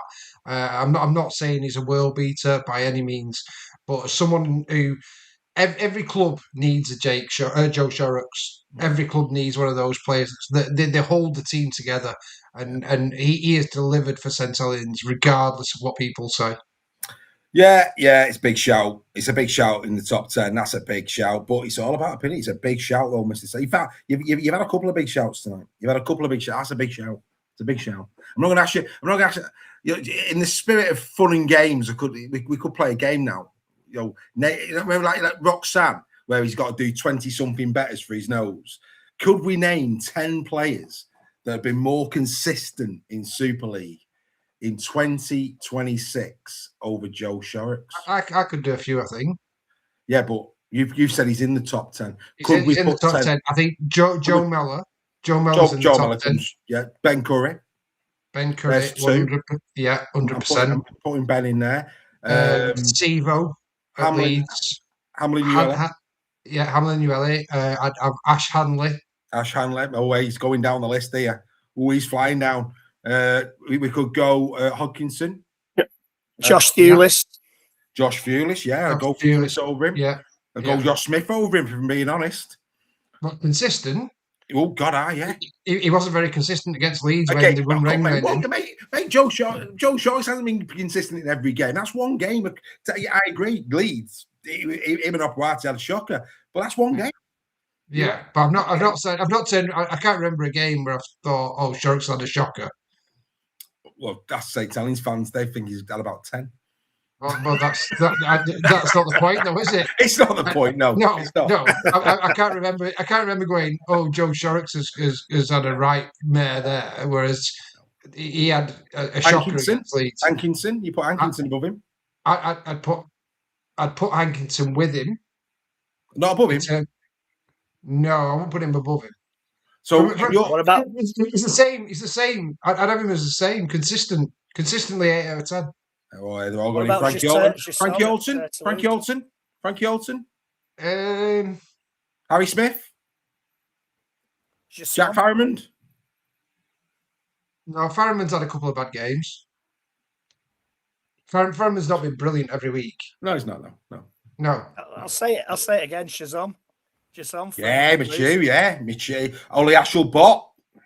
Yeah. Yes. Yeah, Ashel-Bott's been very good every game he's played. He's not. Come on, he's not in the top 10, is he? Consistency. I think he's been good. He's been good, but we're not talking the best player in the thingy. Just consistently good. Right. He's not been in a single team in a month, has he? I don't know, but that might be the position that he's in, though, isn't it? That doesn't mean he's not consistently good. No, I agree. I think he's doing what's asked of him, but to say he's in the top 10 most consistent players in Super League, is he Saints' most consistent player? Ooh, that's a good question. Because then we're already talking. At the risk of really upsetting St Helens fans, I'd say Alex Walmsley, and that's really going to sting him because they always look at the one knock on he gives a game, not the 160 meters he gives them every game, which always makes me smile. You know, Dean Adley's just gone in there by Cavill. She's putting Dino in. Yeah, someone's put Tyson Smoothie. Well, there you go. Anyway, we'll leave that there. Just a bit of fun. We didn't know. Most underwhelming signing I'd have Tyson Smoothie as. He's been steady away. Right, okay. Great stuff. That's seemingly we've done. Like I say, in hindsight, probably Off-White deserved to be an overall. I'm a bit. I might have got that one wrong. Maybe. I don't know. Good. He was good. He probably deserved to be in there, to be fair. And you know what? I accept that. You know, I think if we go again, he probably is Off-White. And if it makes people feel a bit better, I'm with you on that. Probably. Right, let's get to it. Magic this weekend. What a weekend we've got. Magic weekend, Super League Raw, doing it Super League Raw style. I'm not going to tell you what the price was. I'm not going to tell you what the price was, but I will tell you that it's under £100. You know, Super League Raw community, Village Street, premium seats, premium concourse, travel to and from the ground, breakfast in the Bluebell before, band and the Bluebell after, all for less than £100 a person. I'm not going to tell you what the actual price was. That'd be a bit wrong. Why don't you remember a Super League Raw? We're going to do it all again in the grand final. We'll have plum seats. We'll have a full day. You don't want to miss it, guys. You do not want to miss it. Become a member. Start to enjoy rugby league like you've with our community because they're all really looking forward to it. Really looking forward to going. If you see us at the ground, come and say hello. And come and say hello to Craig. He should be dead easy to find Mr. Lingard who's with us because he's going to have his bucket on. So he tells me. So sandals. Sandals. Yeah, I would expect so. Guinness in his hand. Bare feet, isn't he? Possibly. He'll have a Guinness in his hand. But anyway, enough of that. Like I say, if you're interested in coming, we have got for £35 the bus, the breakfast, and the band from the Bluebell in Warrington. If you fancy that, you've got to be there for 9:30 in the morning though for your brekkie. But yeah, if you fancy that, get in touch with me on info@superleagueraw.com. We'll see if we can fit you in. I don't know if Ollie and his mates are coming. They were considering it last night. They need to let me know ASAP. Right, let's get into the games. Kicks off York against Huddersfield. Greg, how big a game for Huddersfield is this? Absolutely massive. Yeah. Absolutely massive. Yeah. Huge game. They have to, they have to draw a line in the sand at some point this season, Huddersfield. And the way London are looking to recruit for next season, if I was a Huddersfield fan, I'd be getting a little bit concerned. A, the form that they've had, B, the results they've been having, and I think if York win this, it's a massive blow to the Giants. A massive blow. Yeah, huge blow. I mean, there's no doubt about it. I mean, look, Steph, it was a big improvement for me against Wakey, wasn't it? Wakefield. It was a big improvement, a big improvement, and to be 23 apiece going into that last minute before Ollie does what Ollie does, I thought they really stood up well. I thought the Gagai tried. Go on, Jay. I mean, Jacob Gagai this year for me, a few years ago, we were laughing when Leroy Cudjoe got their Player of the Year award, and we were saying what's all these on bigger money doing, and the marquee boys and girls of this world at Huddersfield. But I think Jacob Gagai this year, he can have his head held high. He has been very, very good. Not as consistent as Joe Showix, I grant you, but he's been very good, and he scored a brilliant try at the weekend. Well, he did. Yes. Yeah, he did. But yeah, it's a big one, isn't it? But the good thing for Huddersfield, they are the most successful team at Magic, aren't they? They are. They love Uh, it. and And and last year, remember what last happened year last year? with the Hull FC game, special time for the Giants who were in exactly the same situation, but they seem to come into their own, don't they, in this fixture? So that's one for the Giants fans to have a plus on. From a York's plus point, great win at Castleford, wasn't it? For them, McShane winding back the years. They'll go into it with full of confidence. I think Huddersfield might be a bit downbeat, although it was a great performance. They should have won that game against Wakey.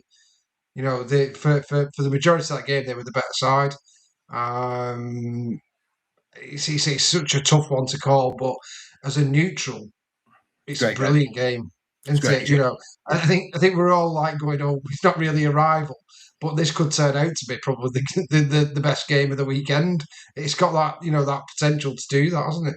Well, I remember, I think it was Ellen Road. It was the Ellen Road Magic where London played FC. Yes. And we had a feeling, didn't we, that day? We had a feeling that London were going to do FC. And this has got that feel to it. You know, that was the opening game as well, I think. And it's got the same type of feel to it. It's very difficult to call. I think it's going to be a real, the fact that York won last week really plays into it because, their tails will be up. And we mustn't forget that when these two met in round 7, arguably it was probably Huddersfield's, other than the Wigan game, one of their better performances, 34 points to 14 win. We've got to say at the time, though, they did have Clune playing. And I think Clune's has been a massive loss for him. I'd have to say that, no question about it. But I say 34-14, only in round 7. So Huddersfield, Greg, will come into this knowing that they had the measure of York in that game earlier in the season.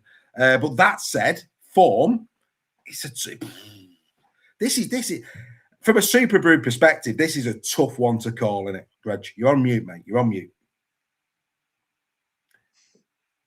He didn't listen to me. You definitely just told him he was on mute. I definitely told him he's on mute and he's already talking. There you go. There you are. Hello. I was on mute and you didn't tell me. Well, we did tell you. Come on, carry on. It is a difficult one. I've not done my Super Brew guesstimate just yet. I'm still weighing that one up. I think what you say about Huddersfield and Magic Weekend, I think that will give them confidence going into this game. It's the first game as well. As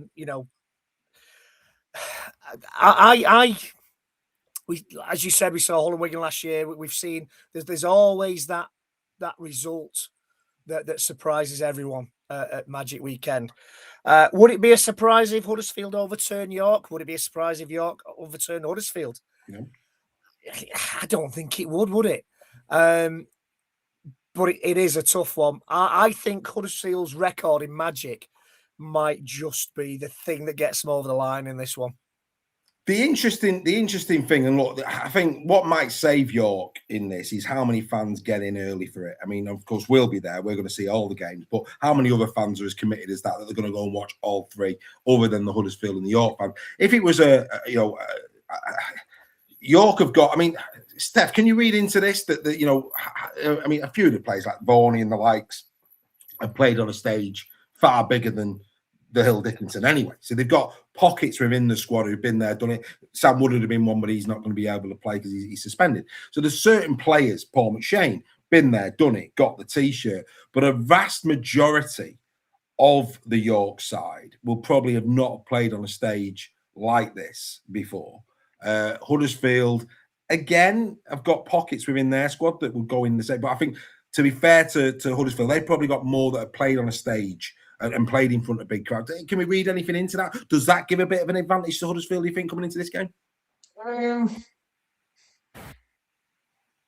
think the more thing that gives Huddersfield, not the stadium, I think it's more the history in terms of Magic, where they can draw. And where it's kind of like the game where they explode a little bit and come to life. The unknown is that this is York's first ever Magic. They've never They've never done that. And you know, how many times have we seen it where an underdog goes into an arena like Wembley and wins? You know, for me, it's all about the preparation and how your coach prepares you for it and how the players react to it and that kind of thing. I think they'll treat it as just another game, and it is obviously got that bit of an X factor being at the Hill Dickinson, but I think this is going to be a really close game. I think it's going to be an absolute belter as well. I really do. Like I said earlier, Huddersfield so close. York going to Cass and winning at Cass. Two teams that will take a lot of confidence given where they are respectively in those performances. So, from a neutral point of view, let's hope it is. And it has got the potential. Not the best quality. And I'm not saying that by any means, but sometimes rugby league's not about quality. It's about the entertainment that's served up, isn't it? Toe to toe. Exactly. And I think both of these teams have shown that they can deliver that. And they've got players who've got that bit of X factor as well. You mentioned Gagai earlier. So players like that can really explode on this stage. Do you know what really impressed me at the weekend, though, is and both teams impressed me for this, was the tries they scored were battle-hardened tries. They were tries of a team that were really showing up for each other. I thought the Cole Gayer try for Huddersfield was superb. I thought Adam Swift's try for Huddersfield was superb. I thought Scott Galeno's try for York, again, had that fighting spirit. And I think both of these two teams, Greg, will come into this game thinking we need the 2 points here, you know, for what might happen at the end of the season. This is a game for both sides, vitally important. And I think motivation for both, I think they'll really go at each other. I think they'll really fancy it and they'll really go at each other. And I think for those who are going to get into the stadium early doors, Greg, could be in for a treat. Yeah, I fully agree with everything you just said there, Dave. I'm looking forward to this game. I think it's a great start for the whole weekend, this game. You know, I think somebody's put in the chat that a lot of the neutrals will be shouting for York in there. How true that is, I don't know.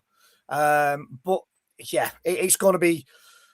We were at the Catalan game, at the Warrington Catalan game on Thursday, and it wasn't a classic by any stretch of the imagination. It was error strewn. But that doesn't mean to say it wasn't a good, exciting game and could have still gone either way up until the last minute of the game. And I think there'll be probably a lot of anxiety, a lot of nerves in the early play because there's so much resting on this game, and that might lead to a few mistakes. But yeah, there's a lot resting on this game, and I think it's the side that wins this is the side that settles the best and the earliest. It's going to be massive for the connotations for the end of the season. I, for one, really, really looking forward to it. Of course, we're going to have a couple of Huddersfield fans with us. Who can forget the scenes last year for Greg Roach and Ryan Birch? That was absolutely outstanding. I know what you're thinking, Mr. Sale. It was comedy gold. Young Jensen. We hope you're well, Jensen. Yeah, the scene for Jensen was bad. But this is, in theory, like a playoff game for the wooden spoon, isn't it? Yeah, for the bottom, yeah. And that's not a derogatory comment. Far from it. It's more of a build-up and an excitement because, yes, we have the excitement for the playoff positions and whatever, but sometimes I know there's no relegation per se at the moment. It's more off the field, whatever. Yeah. But still, nobody wants to finish bottom, regardless if there is a relegation or not. And that will bring its own intensity to this one amongst them bottom teams. But I think, you know, the team, in terms of what's going to come at the end of the season, the team who doesn't finish bottom will be using that as a beating stick in terms of their, you know, and that is why it's so important for the optics off the field. It's going to be fascinating. Can't wait for it. She'll be an absolute belter. We'll be in the stadium nice and early for that. Let's go to game 2, FC KR. You know, FC, can they produce another game like they did against Wigan? You know, because nobody was expecting that. And people say, oh, well, Wigan were off. Look, bottom line is, Hull FC, and I want to thank Hull FC. I want to thank Huddersfield as well, because many people that wrote those games off last week just wrote them off. And the team said, we'll just see about that. And they showed up and they could have very nearly won. And that's what we want. We want that. We want that jeopardy. So well done to FC, well done to Huddersfield, well done to York as well, because many people fancy Cass for that. I mean, Cass are like a yo-yo. We'll get to them in a minute. So it was great to see that competitive nature back in round 16. Can FC go again or not is the big question. They'll need to against a KR that were well beaten. Well beaten. They can have no excuses. You know, it makes me giggle, you know, and trust me, you know, it'll happen to Warrington this year. And I'm telling you now, I'll just put my hand up and go, well beaten. Not a problem. Not a problem whatsoever. There comes a point as a fan, weren't there? I mean, the amount of tripe about refereeing, they say, behave. Absolutely battered for the second game in a row against Leeds. Leeds were exceptional. And they have been in both games against KR. The only caveat to that is I think Vegas, they got a bit distracted off the field and they'd just come off the back of a World Club, and that probably affected KR. But they could have no arguments at Headingley. None at all. So KR are going to want a reaction. Rumour has it Jez Litton's back, Greg. Yeah. It's a wounded beast against, and they've got a great record against FC currently in derbies. I think this could be a very assured win from KR. What's your thoughts, mate? It's again, you know, Hull were very unlucky against Wigan. They could have quite easily won that game, and they didn't in the end, as we all know. Like you say, Leeds completely played KR off the park as they played Warrington off the park the week before. Leeds were fantastic, worth the entrance fee. KR weren't allowed to play, and that's what Hull have to do. Leeds didn't allow Warrington to play. They smothered KR. They smothered their creativity. And we joke about Mikey Lewis, but he was smothered out of the game, as was our halves the week before at the Halliwell Jones. So Hull have got to ensure that they don't allow their creative players to be smothered, and Hull have got to kind of have that same mentality, smother the creativity of KR if they're to get anything out of this game. KR will be looking to bounce back. They won't have been happy with that result. Hull will be boosted by the way they performed against Wigan, albeit a Wigan side that weren't clicking for whatever reason, and there were some injuries in that game. I think that KR will win this, but not by the country mile that a lot of people might have had a couple of weeks ago. I think there's a couple of tries in it either way. What's your thoughts on this one, Steph? Well, I think a lot of people are reading a lot into that Leeds game, and rightly so, because it's two teams at the very top of the division. There was things that happened in that game where you have got a bit of mitigation for KR. I think losing Hadley and Amon for that period really knocked KR off, as it would with any team. You're talking about, you know, I say all the time, you put your forwards lay the platform to your backs to do what they want to do. And when you played a top team like Leeds, and that happens to you very early doors, it was a bit like in the Challenge Cup final with Hadley, wasn't it? Same thing. It kind of knocks you off your stride. So I'm not reading too much of it. Then you factor in that Litton wasn't playing in that game as well. As good as Leeds were, if you throw in those two players not getting injured and Litton, I think that game's a lot closer. I still think Leeds win. I think Leeds are the best team in the comp at the moment. But I think KR have still got a lot of threat in them, and I wouldn't by any means write them off. They're still the team that's won the World Club Challenge, for goodness sake. You know.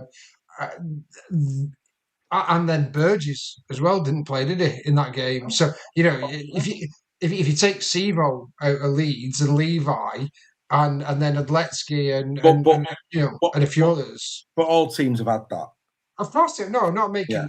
I'm not making an excuse. I'm just trying to justify a little bit why KR had that good idea at a very, very good lead side. I think they're going to be too much for FC in this game, especially if Litton comes back, because he's the linchpin of that team. Regardless of what anybody says, he is the linchpin. There's rumours that Burgess is 50-50 and could come back into it as well. That's massive. You know, we all know what a top try scorer does for any side. Yeah. So for me, if that is the case, if letting us play, and I think didn't Sal not play as well? Jesse Sue not play in that game either against them. No, Sue didn't play. They did have genuine injuries, but the thing is, mate, right?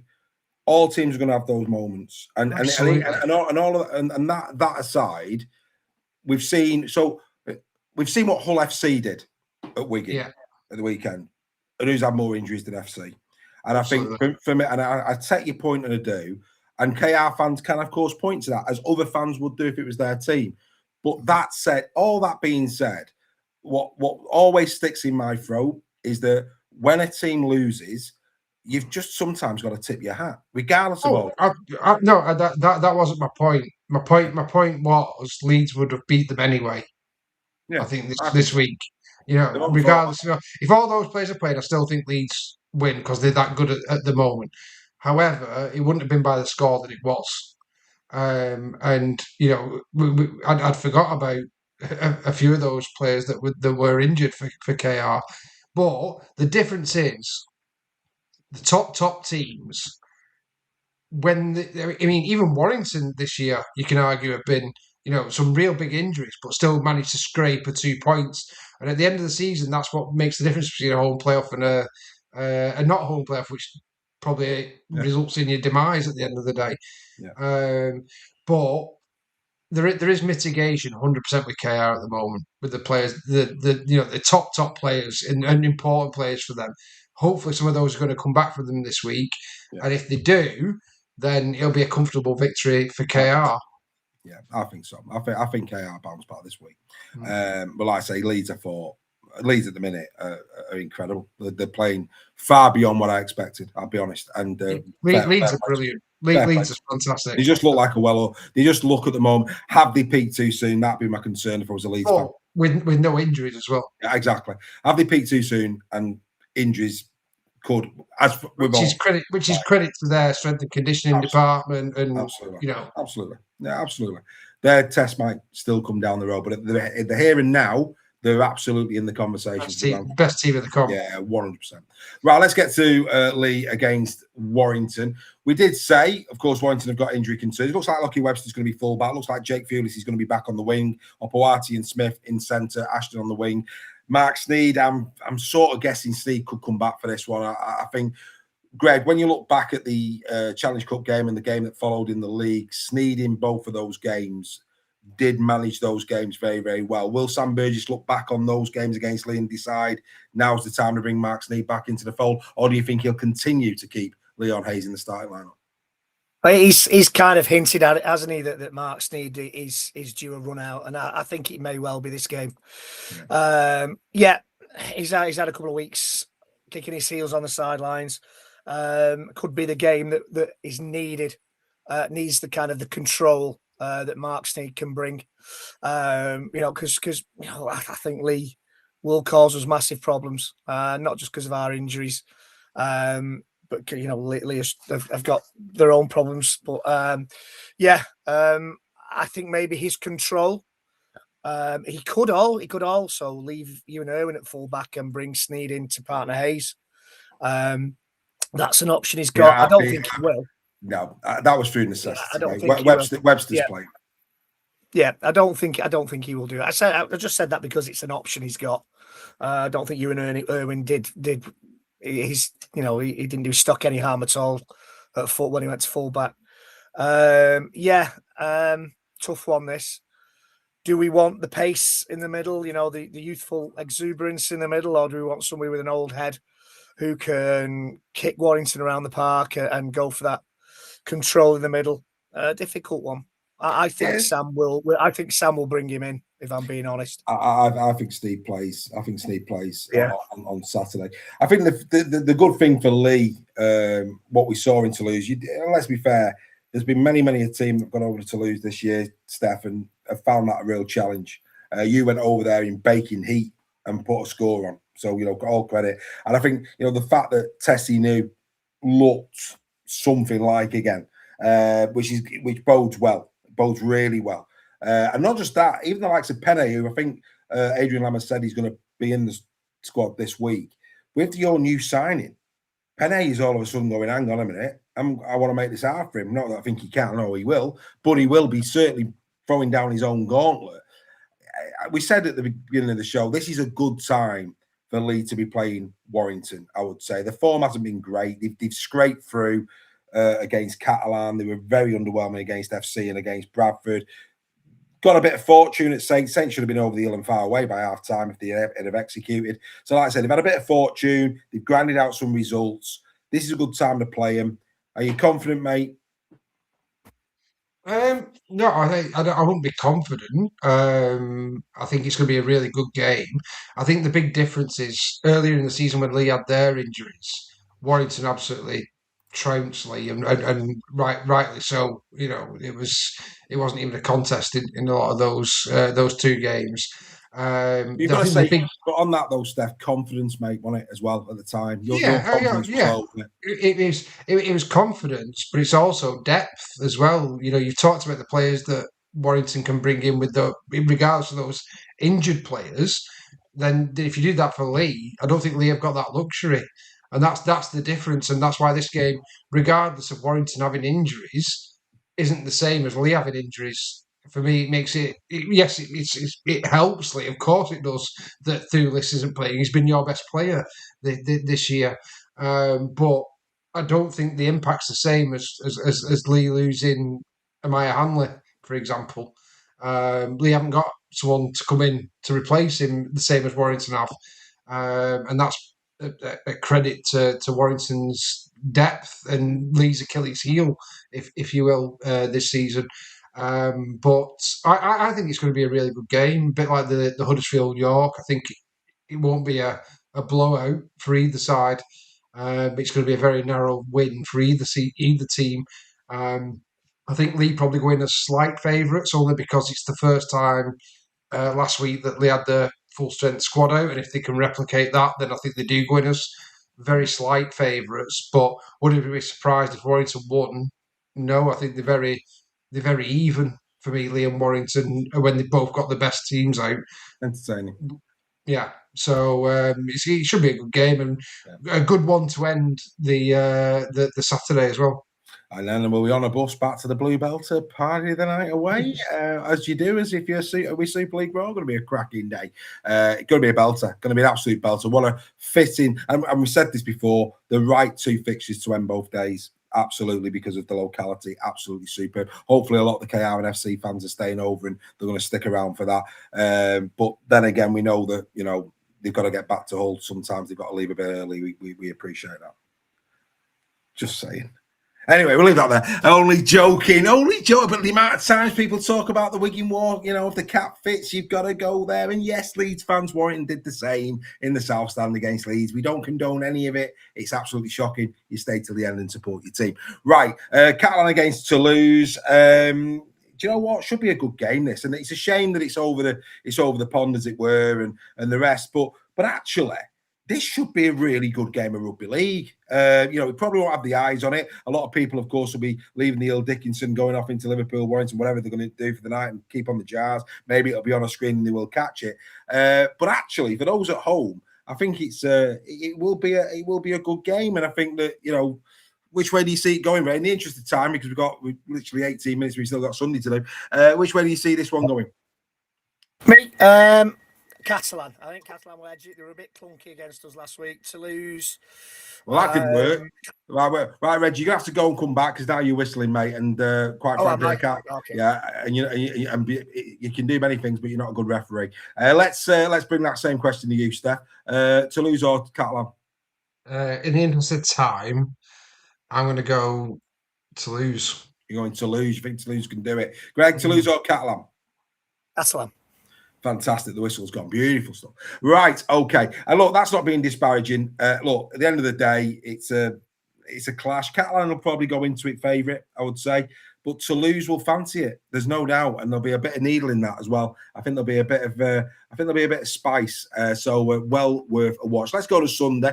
Sunday kicks off Trinity against Castleford. And look, Trim were battle to a good win in the end against Huddersfield.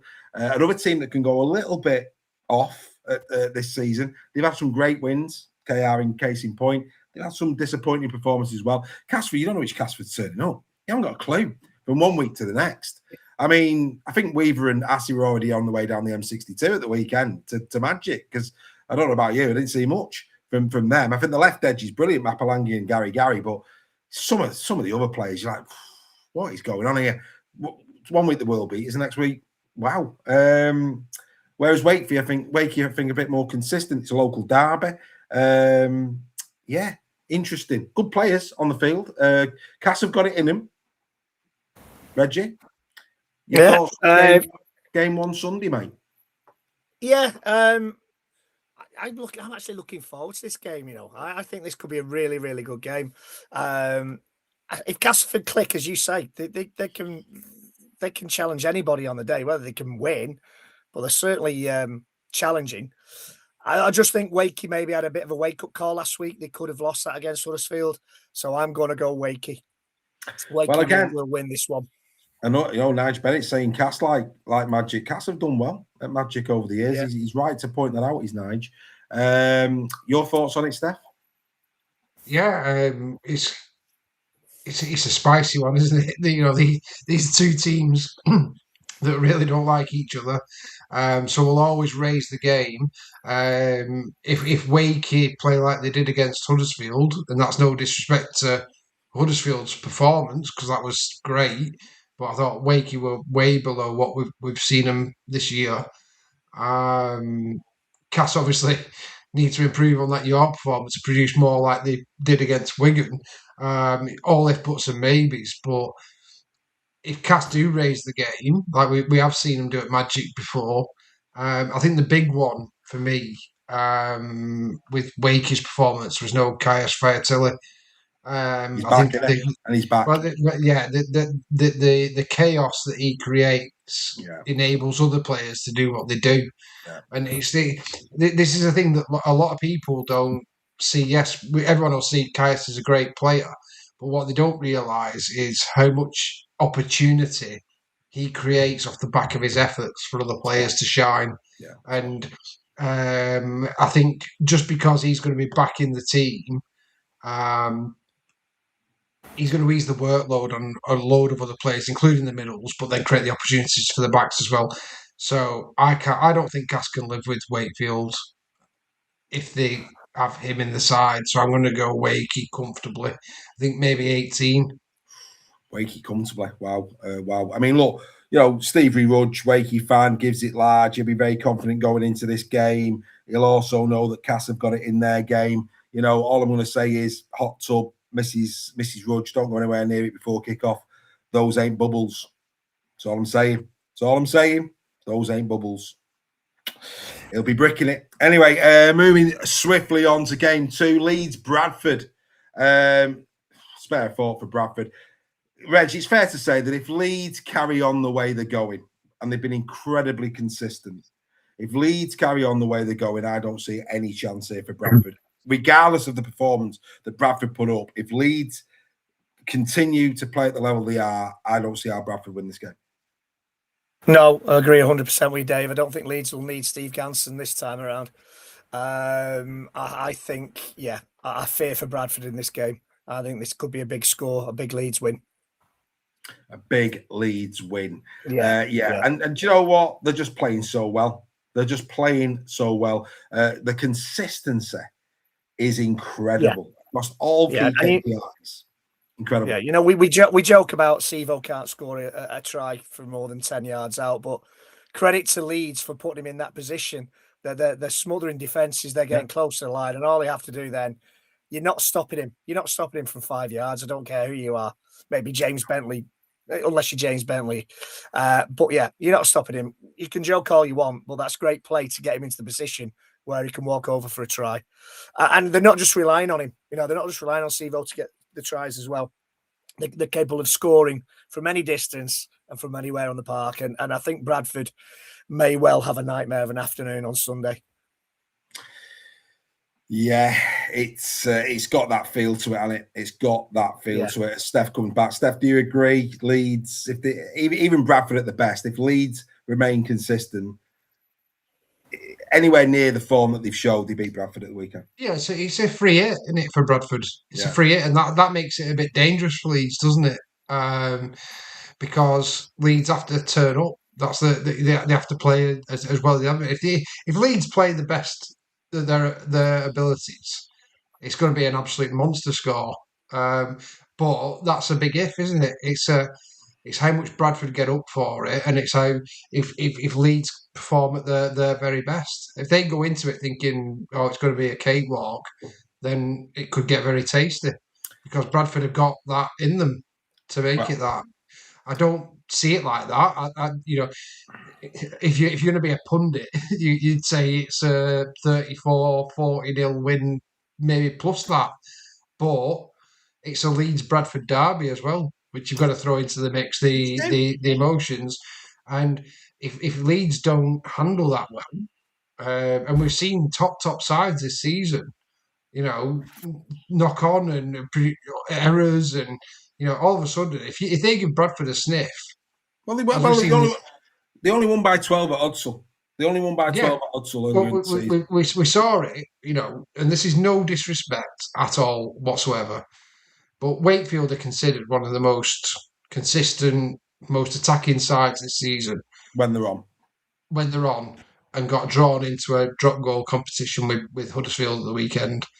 And Is that though? It is. It completely is, because they were knocking the ball on and they were giving Huddersfield opportunities, and and it was players missing, obviously, for Wakey, as we've already alluded to. Fertility, who I think brings so much and so important to that Wakefield side, but that can sneak in, and if errors sneak in, and all of a sudden a side gets a sniff, then you end up in a competition. I don't foresee it going that way. I think it's a comfortable Leeds win. Yeah. But how often have we been wrong? And how often do we see teams who are expected to absolutely coast it? OKR and Leeds at Vegas should have been a classic. And they got pasted. One of the best sides, World Club champions, got pasted by 4. This is the good thing about Super League, isn't it? If you don't turn up, you get beat. It's as simple as that. Yeah, they got. You're right, mate. They got pasted. They got wallpapered. They got sanded down. They got varnished. You can say whatever you want. They were proper done. They were proper done. But as we were saying when we were chatting in the week, UKR fans out there, they were league points. You might meet again when it really matters. And that's the only game that people will remember. So, at the moment, you've just got to take your medicine. At the moment, Leeds have done a right number on you twice. But if you meet again when it really matters, that's the only game that's going to matter. So we'll see what happens at the back end of the season. Right, let's get into the big one. Greg, is with what we've just seen announced today, no French, no Hodkinson's a massive blow. Massive blow. Thompson is as well. Let's be honest. Farrell. Yeah, Farrell. I mean, I think they can cope with that more than they can, perhaps. I do. I think when you look at Thompson, that's a big unit gone out your front row. I think Hodkinson's form on the wing has been exemplary, and whoever they bring in is not going to be of that standard for me. He replaced Farrell's tackling. Yeah, I get that, but I just think well, they can put Partington in there and put Ellis, and we know Partington's a good time. I think they can cope with that. That's not interchange at 13. Well, exactly, I know, and that's your depth element. I get that, but I think the back row forward element of it, maybe they can cope. Maybe you can't replace Hodgkinson on his form. You can't. Thompson's a massive unit. They're missing out the front row. I think Bevan French, they can. I mean, I would have thought this at the start. I think they can cope a little bit with Bevan French the way Farman's played, quite frankly. But is this teed up? Matty P, after that Challenge Cup semi-final, starts questioning the identity. They've been hit with a couple of injuries. We know the team talk Paul Rowley. I mean, it's the easiest team talk in the history of man for Paul Rowley, Greg, coming into this. I mean, Matty P had on his big screen, don't write off the Saints. All he's got to do is put a great big poster saying identity in the changing rooms. Job done. I mean, Saints are going to want to, and they were bad in, I mean, let's be fair, Saints were poor in that semi-final. Wigan ran riot, so they're going to want to, I think this is teed up. Before the announcement, I was thinking, Wigan will do this and probably buy a score the way they're playing. A bit of a blip against FC. That'll probably go against Saints in the fact that they'll rally. But all of a sudden, with those injuries, now I'm thinking, this could be a game all of a sudden. I think, Saints are right up for this. We're going to have to be brief. We've only got 5 minutes, so go. Your thoughts on the game? Brief as possible. Show them that interview with Matty Pete. Don't say a word. Then send them out there. They'll miss Farrell more than you can imagine. Wigan. He's a leader on the pitch. He's a solid player. He's not the player he was, of course, but he's a calm head. He calms players down. He knows how to react in certain situations. I think this is the shock, if you can call it a shock, and I think Saints will win this. Ooh. I think Saints will win this game. I tell you, it's a belter, this one, Steph. I think this is going to be a real. Steph, I'm gonna ask you, any cards? Do you think we're going to see a card in this one, Steph? Do you know what? Right, I'm not even lying now. I called a red card in the Challenge Cup final. Yeah, you did. I'm calling a red card in this game. I think it's that spicy. It's got that red G potential to go off, hasn't it? This one. Wigan and Saints doesn't. It's a bit like OKR and FC, isn't it? It doesn't need any build up. It doesn't need anybody else saying spiciness to it. You then throw into that what Matty Pete said and what Lee. There's already that you can feel the touch paper being lit, can't you? In terms of this one, adding to that Wigan's injuries, it's got a classic written all over it, hasn't it? And does this end? Ends day 2, yeah. Ends day 2. It's going to go off, isn't it? It is going to go off, and I think Kendall's got this one, hasn't he? Well, put a bet on it. There's going to be a red card. Yeah, I'm telling you now.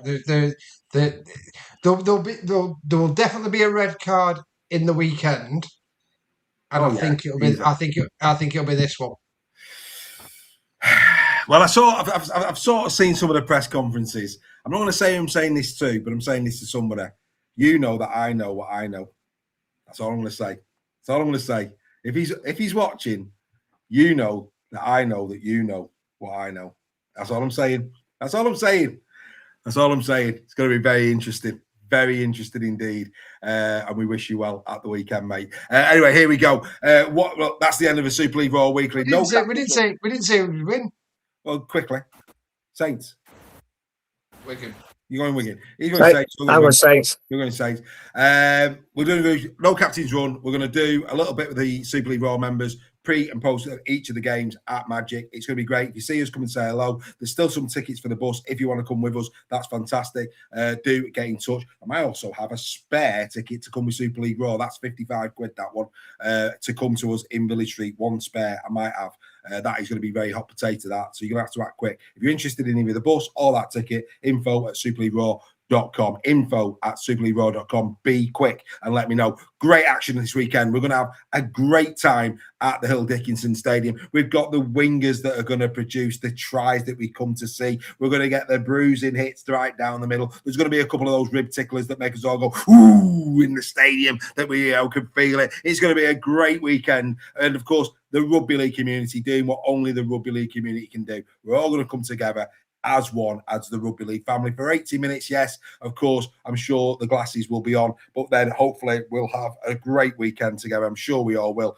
Go and enjoy Magic Weekend. It's going to be a spectacle. It's going to be the biggest ever. Let's do it. Let's do it right, of course, and let's stay friends on the other side. From myself, Greg, and Steph, we will be back next week on Tuesday, I promise you. Next Tuesday, 8 p.m, as always. Enjoy your Rugby League. Bye for now, folks. Oh, and social for the members. Bye for now.